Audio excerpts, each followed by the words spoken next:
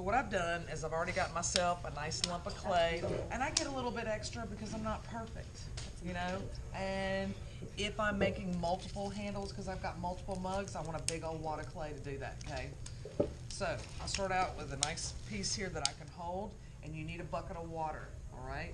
And you want to keep your hands moisturized, okay? Keep your hands moisturized, because you're kind of milking a cow right now, okay? That's what you're doing. Because if it's dry, you're gonna rip that clay off, and you're starting back from scratch, okay? You don't want to do that. And if you don't love your first one, cut it off, make another one, or make a couple so you have a pretty one to pick from. Like when we do hands with text, we always say draw 8 hands. And it's okay if it's a little bit long for your mug. I'm gonna pretend that's my mug. It's really Josh's pretty mug. Notice the nice craftsmanship. That's an A for the day right there. Okay, but I'm also working the clay not only downwards, because clay's particles, they're platelets that slide together. I don't want to just keep pulling them one way. I want to kind of send them back too. I don't want to pull too hard or I'm going to rip it off and then I have to start over.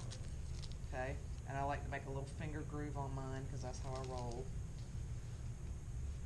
And that looks pretty good to me. It's a little long, and that's okay. And yes, I have a lot of clay, so I'm going to run my thumb back up it. I'm not pulling really hard, but I'm keeping this slick because I do not want to rip it off. A little, get that excess off. That nice and pretty. See that pretty? It's pretty.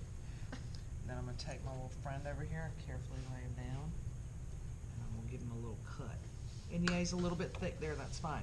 Now if you want to, you can arch it up so the air gets around it, and that'll help it dry a little bit, okay?